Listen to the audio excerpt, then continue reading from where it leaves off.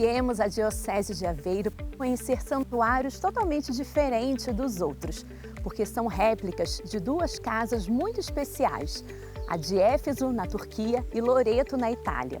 Casas que, segundo a tradição, guardam a memória viva da vida de Nossa Senhora e nos ajudam a entrar na intimidade da Sagrada Família e a redescobrir a fé no cotidiano.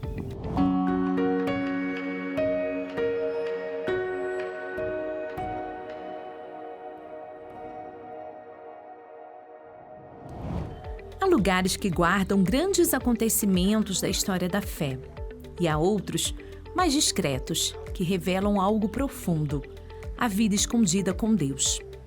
As casas de Éfeso, de Loreto, pertencem a esse segundo grupo, espaços simples, mas carregados de significado. Padre, então, viemos visitar, conhecer as casas de Éfeso, de Loreto, as réplicas. Então, o senhor poderia também falar um bocadinho de cada uma, o que elas representam na vida de Nossa Senhora, para a gente falar das casas originais e depois esse processo aqui em Portugal, dessas réplicas aqui. Nós estamos na casa de Éfeso, mas a casa de Loreto são as três paredes que pertenceram à casa de Nazaré. A casa de Nazaré tinha três paredes e uma gruta e provavelmente teria um primeiro andar. Quando se deu o tempo das invasões, ou uma família chamada Ângelo, ou como dizem, eu penso que não é lenda de todo, porque há provas que provavelmente não será lenda, que os anjos a transportaram primeiro até Tersato, na Croácia, e depois em vários sítios ali da zona de Ancona, na Itália, e acabaram por ficar em Loreto, onde está hoje, né? São três paredes cujos alicerces estão em Nazaré. A casa está sem alicerces, pousada no meio de um caminho, o que significa que foi pousada ali, nem sequer foi colocada fundamento, né? E nós temos uma aparição de Nossa Senhora registrada muito antes do translado da Santa Casa, que foi previsto por São Francisco de Assis, inclusive na Croácia. Ele esteve lá e disse assim, a casa de Nazaré estará um dia aqui em Tersato. Mas nós temos em Wassingham, na Inglaterra, uma espécie de vidente, a quem Nossa Senhora pediu a réplica da casa de Nazaré em Wassingham, que hoje é padroeira da Inglaterra. E ela fez a réplica que foi destruída pelo Henrique VIII, mas a réplica é toda da casa. Depois então veio a ideia da réplica das três paredes que estavam mais tarde em Loreto serem reproduzidas primeiro na Itália e depois serem reproduzidas em todo o mundo. Neste momento há mais de 300 cópias. A nossa, mais ou menos, é considerada a cópia 268. Que representa o espaço onde Maria recebeu a Anunciação. Então, esse espaço, essas três paredes que arqueologicamente estão provadas que vieram de lá e de Nazaré, mas que estão na Itália, nós já reproduzimos aqui. Em Éfeso, na atual Turquia, a tradição cristã situa os últimos anos da vida da Virgem Maria. Após a morte de Jesus, terá sido o apóstolo João a acolhê-la, cumprindo as palavras da cruz. Eis aí a tua mãe. Ali, no silêncio de uma casa, Maria continua sua missão como mãe da igreja nascente. E nós estamos agora no recinto da casa de Éfeso e fala-se que foi a última morada de Nossa Senhora. O que sabemos desse tempo da vida dela? Segundo a tradição, João a levou para Éfeso. Quando se deu o concílio de Éfeso, em 431 d.C., o concílio diz que Nossa Senhora viveu aqui. O concílio dá uma indicação que Nossa Senhora terá passado por Éfeso.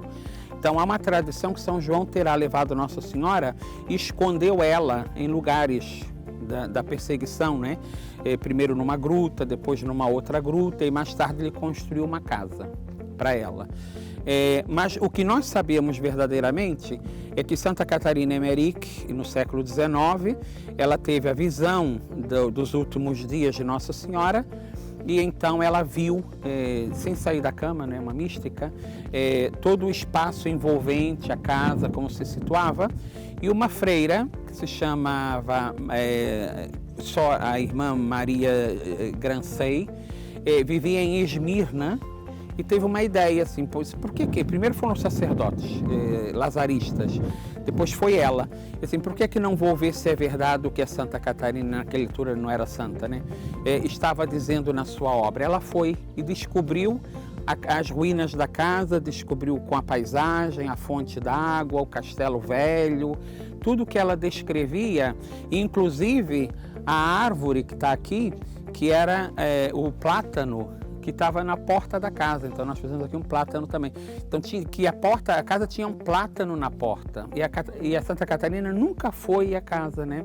Então a partir daí a igreja voltou-se para lá, passado um tempo da guerra, né? Deu-se a Primeira Guerra Mundial, depois voltou-se para lá, foi assumida pelos padres da Medalha Milagrosa, não é?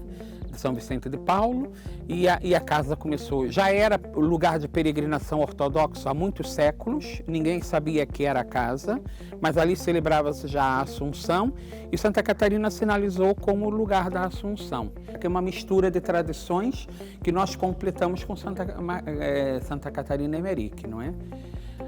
A igreja nunca afirmou isso ser verdade. A arqueologia e as situações dizem que não pode ser uma mera coincidência, mas a visita dos papas à casa original como que dá uma autenticidade da verdade disso aqui. Reconhecimento, sim, de alguma forma pela igreja. Paulo VI, João Paulo II e depois, claro, o Bento XVI estiveram lá e celebraram missa lá, não é? E, embora não se referissem diretamente ao fato de ser, a verdade é que não teriam ido lá se não fosse importante. Já em Loreto, na Itália, encontra-se aquela que é considerada uma das relíquias mais preciosas da cristandade, a Casa da Sagrada Família. Segundo a tradição, trata-se das paredes da Casa de Nazaré, onde o anjo anunciou a Maria o mistério da encarnação. Na Basílica da Anunciação, na Terra Santa, permanece a gruta venerada como lugar onde o Verbo se fez carne. E também, segundo a tradição, 3 paredes dessa casa foram preservadas e levadas para Loreto. A gente vai ver também imagens da Casa de Loreto que representa na tradição da igreja em relação à Casa da Sagrada Família. Loreto é toda definida pelo Papa Paulo VI quando foi a Nazaré. Sim. O Papa Paulo VI foi a Nazaré e ele fez uma homilia na casa de Nazaré. As lições de Nazaré. As lições de Nazaré. Eu gosto muito desse texto, de 1964.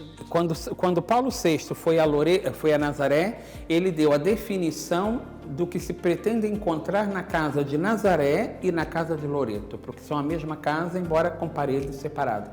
Então, é essa definição da casa do silêncio, da casa do trabalho, da casa da oração, da casa da família, da casa da paz, que ele faz essa meditação tão bonita, não é? Então, é o que se pretende encontrar aqui e lá. Porque, assim, eu não posso ir a Éfeso, por exemplo, ou você não pode ir a Loreto, mas a verdade é que o espírito desses 2 lugares tem que entrar dentro de nós. Então, essas réplicas que nós fazemos, elas facilitam psicologicamente a absorção da espiritualidade. Mas o que poderia ligar estes lugares distantes no mapa a uma pequena localidade em Portugal? A resposta nasce de um desejo pastoral, tornar visível e próxima a história da salvação, na qual insere-se o sim de Maria. Falamos das casas originais, toda a experiência mística desses locais, tudo que relatou Santa Catarina Emerick, e esse processo de vir para Portugal. Como se deu esse processo? Precisou de autorização? Qual foi a motivação, os desafios também? A motivação foi o movimento apostólico de Schoenstatt. Interessante. Porque o movimento de Schoenstatt, como sabeis, não é? Eles têm réplicas do santuário original desde 1942, a primeira foi no Uruguai, e depois se espalhou-se pelo mundo. São mais de 300 réplicas no mundo, tendo Portugal 4 réplicas. E como nós trabalhamos com o movimento aqui em Aveiro, onde tem uma réplica, a réplica sempre me impressionou muito. Eu sempre gostei de visitar réplicas, não é? E de fato esta réplica, a réplica de Loreto foi sonhada, mas foi, digamos assim, fruto de um acaso providencial, porque a capela tinha que ser restaurada, estava muito velha, e era a Capela de Nazaré, o lugar do Vale do Boi, né? E quando nós restauramos a casa, eu dei-lhes a ideia, por que vocês não lhe acrescentam Loreto? Porque nós não temos nenhuma Loreto em Portugal. Já tivemos, mas foi destruído. Temos igrejas de Nossa Senhora do Loreto, mas a casa do Loreto nem na Península Ibérica já há. Então, a ideia foi, vamos construir Loreto. A licença teve que vir de Loreto e da Comissão Pontifícia da Santa Casa. Vieram cá, mediram, viram se estava de acordo com as medidas oficiais, ofereceram a imagem. Aqui o espírito foi o mesmo, só que aqui tivemos que pedir autorização de facto à Turquia, mas um processo um pouco mais delicado. Bastante mais delicado, porque foram pedidas 2 licenças. A primeira, fomos muito bem recebidos, medimos tudo, fizemos a medição da casa com um construtor que acabou por não ser ele.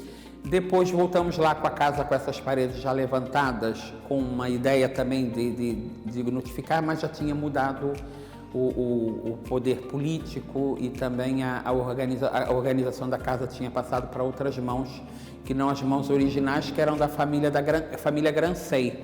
Na segunda já foi um pouco mais polêmico, mas conseguimos fazer a casa com as adaptações próprias para não se considerar legalmente uma cópia, mas é a casa em si, não é?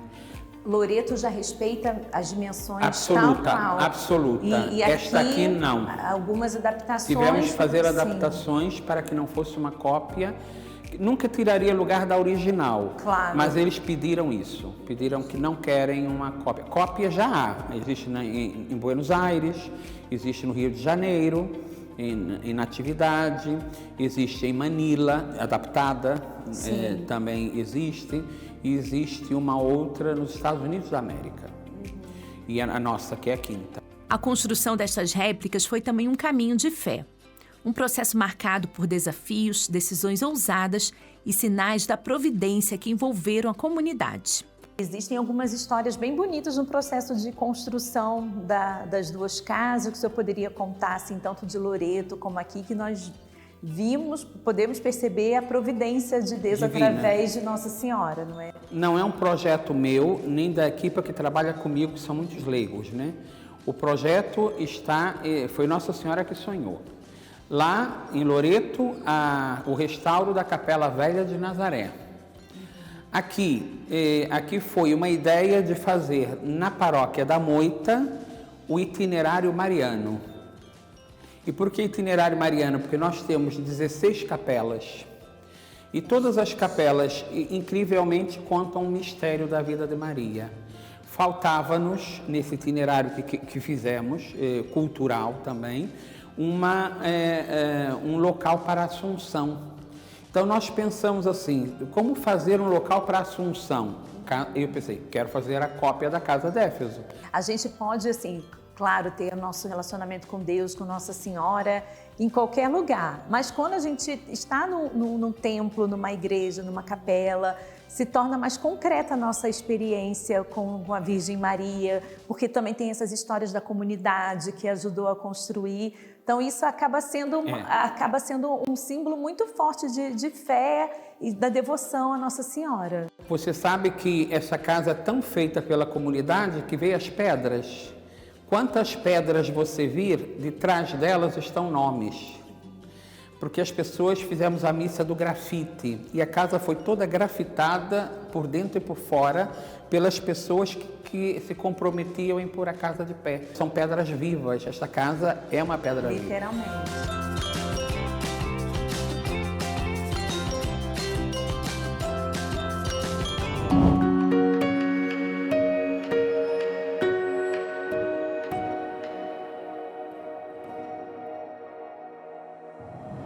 Após percorrermos a história dessas 2 casas, somos convidados a dar um passo a mais, porque aqui são espaços vivos que continuam a acolher, evangelizar e transformar quem por aqui passa. Mais do que memória, estas casas tornam-se uma proposta de vida ao revelar a santidade da Sagrada Família, cuja vida era toda para Deus no escondimento, nas tarefas do dia a dia, no trabalho e na fidelidade dos pequenos gestos. Chegamos agora à réplica da casa de Loreto, que já diz de uma atmosfera mais aconchegante. Então, mais uma vez, o Padre Vitor aqui comigo, que empreendeu essas construções de tantas outras coisas aqui. Paróquia da Moita, Conselho de Arradia, Diocese de Aveiro. Então, aqui, Padre, nessa casa de Loreto, o que nos remete? Para quem é que chega, o que nos faz sentir? É incrível que o espaço tão pequeno que é este quarto, praticamente é um quarto, não é? Remete a imensas coisas, como nós dissemos do Paulo VI ter falado da casa de Nazaré, mas podemos dizer que a essência do mistério da salvação acontece aqui. E aqui se deu a encarnação, não é? Aqui foi a vida oculta de Jesus. Há quem diga, Santa Catarina Emerick também diz que nasceu aqui Maria, aqui terá vivido com seus pais, viveu com São José, e as paredes da casa ouviram a voz do menino, não é? Do Jesus até os 30 anos, e também as atividades da mãe. Podemos dizer que aqui o que nos dá é um aconchego familiar. Lá em cima era Nossa Senhora sozinha, saudosa, não é? O filho tinha morrido, tinha subido ao céu, a mulher da fé. Aqui é a mãe acompanhada, que cuida também da sua família e é cuidada, e que no fundo, com tudo que aquilo aqui se vive, vai preparando o grande momento da redenção, que é a Páscoa. Quando entramos numa casa, sempre adentramos numa história. E aqui entramos na casa de Maria e em sua história. E podemos descobrir que o nosso cotidiano e a nossa casa também podem ser lugares de encontro com Deus. No mundo acelerado, onde o ruído muitas vezes impede a escuta interior, estes lugares falam do essencial. Em Nazaré, recordava o Papa Paulo VI, aprende-se antes de tudo uma lição de silêncio. A gente pode falar desse lugar do aconchego, do cotidiano, da Sagrada Família. Se lá na época de Jesus iam ao templo, à sinagoga, aqui a gente visita a Nossa Senhora, vem tomar um cafezinho, digamos assim. Então isso. É o lugar do convívio familiar com Maria, né? Em que vem ouvir, Nossa Senhora fala, a gente também apresenta as preocupações, não é? Conversa com São José. É um lugar mesmo de encontro familiar. É um santuário em que realmente o cotidiano se vive em cada momento. Sim. E isso fica uma lição para o nosso mundo tão acelerado, tão cheio de informações, de chegar a parar para rezar no santuário, mesmo nos momentos que a gente tem no dia a dia. É um ensinamento disso, daquele silêncio da casa de Nazaré? É isso. Essa aqui é a característica, inclusive, da situação geográfica desta casa, né? É o silêncio. O silêncio é quando Deus fala mais e quando nós falamos melhor, não é? E esse silêncio de Nazaré, que foi tão sublinhado pelo Papa Paulo VI, é o que se sente nesta casa. E é o que nós queríamos ver, porque as orações aqui são silenciosas, nós não rezamos muito em grupo. O Terço da Misericórdia, todos os dias, mas as orações são muito silenciosas. Põe-se Jesus e ficamos aqui no colo da mãe contemplando ele, horas em silêncio. E também, Padre, a gente não pode deixar de pensar, quando a gente pensa a Sagrada Família, a vida oculta de Cristo, que foi a maior parte da sua vida, todo aquele cotidiano de trabalho, de casa, a gente sempre que fala dessa vida oculta de Cristo, da família de Nazaré, a gente fala da santidade nas coisas simples, no dia a dia. Então, visitar tanto aqui a casa de Loreto, como também a de Éfeso, é essa oportunidade de vivenciar a santidade nas pequenas coisas? É impossível visitar um lugar ligado a Nossa Senhora e a Jesus que não se transmitam a nós os sentimentos deles, a maneira de ser deles. E é essa intimidade com Deus é que caracterizava os dois, não é? É interessante notar que esta casa, para ser uma cópia, né, tem que ter duas portas laterais. Todas elas têm no mundo inteiro. Mas nós aqui não precisávamos da segunda, e a segunda é falsa.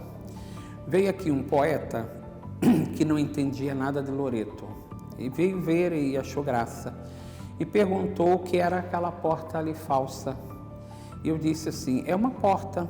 E ele quando fez uma reportagem no jornal.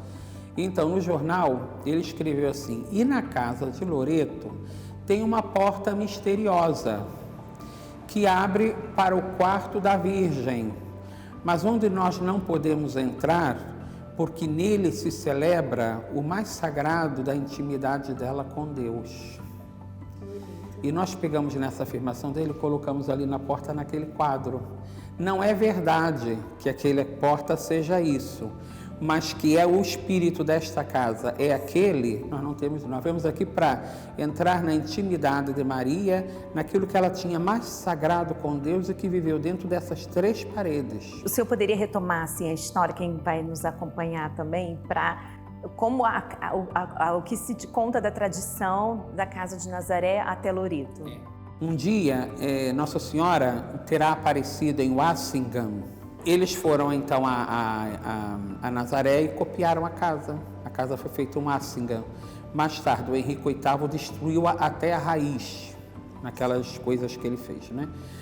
Nesse entretanto, São Francisco de Assis foi à Croácia, a um lugar chamado Tersato, e diz: um dia estará aqui a casa de Nazaré, na Croácia.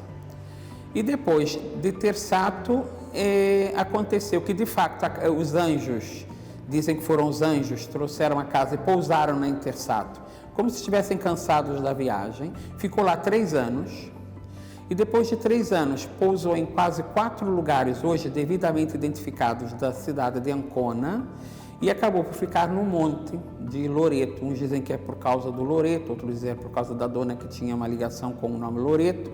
Seja como for, está lá pousada, sem alicerces, no meio de uma via, de uma estrada. Quer dizer, eles pousaram em qualquer sítio. E o que mais admira é que os alicerces da casa estão em Nazaré. Os azulejos, os ladrilhos de metade da casa são comprovadamente os mesmos que se encontram no que sobrou em Nazaré, inclusive com grafites gregos de peregrinos de vários séculos que foram a Nazaré. Portanto, essa casa terá sido, de facto, transportada por anjos. Quem não quiser essa explicação, a arqueologia cai muito para esse lado, porque a casa não tem alicerce, está pousada no meio de um caminho. Quem não quiser, então, há uma outra teoria que no tempo das cruzadas, para libertar do problema também dos muçulmanos, trouxeram as 3 paredes até como presente de casamento para uma princesa e veio de barco, e a princesa fazia parte da família dos anjos. O nome de família era dos anjos. Então, assim, foram os anjos que trouxeram a casa para cá. Não sabemos bem como, a verdade é que a casa é a mesma, as paredes são as mesmas e as graças são as mesmas, né? Essas casas inserem-se ainda numa rota mariana promovida pela paróquia. Um percurso espiritual que acompanha os principais momentos da vida de Nossa Senhora. No fundo da casa de Loreto encontra-se o decreto oficial que autoriza a existência da réplica em solo português, sinal de comunhão com a tradição viva da Igreja.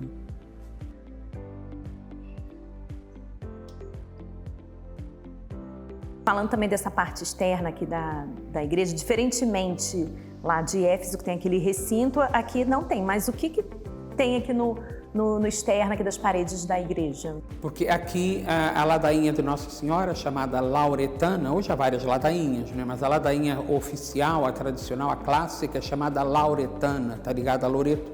O Papa Francisco até agora introduziu 13 invocações à lauretana. Nós temos ali na parede também. E então, o que é que nós pensamos? Para que as pessoas se lembrassem do valor da ladainha que atribui a Maria tantos predicados, né? Nós encomendamos então a ladainha em azulejo. Então, cada invocação da ladainha está rodeando a casa de Loreto do lado de fora com uma peça de azulejo, com uma característica. Esta casa não se deve a mim. O pároco dá a ideia, né? Que é a nossa obrigação. Mas deve-se ao povo deste lugar de Vale do Boi. Trabalharam muito. Foram 2 capelas numa. Quando não havia dinheiro para uma, tiveram que arranjar para 2. Está vendo? Quando a casa foi feita, o senhor bispo Dom Antônio Francisco, já falecido, perguntou publicamente às pessoas: pagaram a casa? E as pessoas disseram assim: pagamos e ainda temos 6.000 euros no banco de lucro. A mãe não se deixa vencer em generosidade. Então, o que é que nós fizemos? Fizemos com que cada família deste lugar e da paróquia assumisse uma invocação de Maria da ladainha e levasse isso como o ideal da sua família. Nesse entretanto, como a ladainha era muito cara, cada um pagou o seu painel. Entendi, interessante. Então, toda a ladainha pertence à comunidade, sendo que cada uma é uma família que está ali. Não está lá o nome da família, mas eles têm a cópia em fotografia do seu painel na sua casa, que é um ideal de Maria para sua casa. Que bonito. Sempre, né, remete à comunhão mesmo da igreja, de a igreja ser construída por todos nós, por todos né? nós. Todos nós. Foi bonito, por todos nós, vivenciada por todos nós e continua. Porque então cada pessoa, quando entra na sua casa, tem o quadro relacionado na ladainha com o seu ideal. O que é que eu quero ser de Maria? Eu quero ser ligado à Mãe de Deus, Mãe da Igreja, Mãe da Divina Graça, Mãe Puríssima, Mãe Castíssima, tá vendo? Então cada pessoa foi procurar, cada um escolheu. Eu dei os painéis em papel, cada um escolheu e pagou. E depois mandamos fazer em azulejo fora. Muito bem. Essas duas casas, Loreto e Éfeso, se inserem no que se chama a Rota Mariana da paróquia aqui da Moita? Não só da paróquia, nós queremos que seja da bairrada, porque a nível de Conselho da Anadia temos muitos lugares maravilhosos de santuários marianos, que vai desde a Senhora dos Banhos de Vilarinha do Bairro, que é uma outra Lourdes, até a Senhora do Mogofores, que foi feita pelo mesmo arquiteto do Santuário de Fátima, e até aqui as nossas 16 capelas que são marianas e com mistérios da Virgem, mas as outras minhas paróquias também estão cheias de monumentos marianos incríveis, porque realmente há muita obra mariana aqui. Agora, claro, concretamente a Moita é um itinerário exclusivamente mariano, que inclusive organizamos para fazer a pé. Temos aqui também o turismo religioso. Tem turismo religioso, desporto religioso. Muito bom. Caminhada. Tá? É mesmo um sendeiro que une as duas casas de propósito para que uma casa que está fora da outra 3 quilômetros, pelo meio da floresta, a pessoa chegue de uma casa a outra. Muito bom. Então a gente vê que sempre Portugal é inesgotável. Inesgotável. De devoção mariana, de igrejas dedicadas a Nossa Senhora, mas também de todo esse aspecto cultural, de turismo. Cada lugarzinho, cada aldeia a gente descobre algo novo, que também para mim está sendo uma grande surpresa, uma ótima surpresa, tudo que conhecemos aqui nesse dia, Padre. Nós também sabemos que o Brasil é assim, né? Filho também. de Maria 1000%. Mas uma coisa eu lhe garanto, aquela música que diz, enquanto houver portugueses, você será o seu amor, eu não tenho dúvidas que se realiza hoje mais do que nunca. Entre pedras que evocam Nazaré na Terra Santa, em Éfeso e Loreto, o visitante é convidado a algo maior, fazer do próprio coração um local da presença de Deus, porque a história da salvação continua a escrever-se, também hoje, no seio de cada família.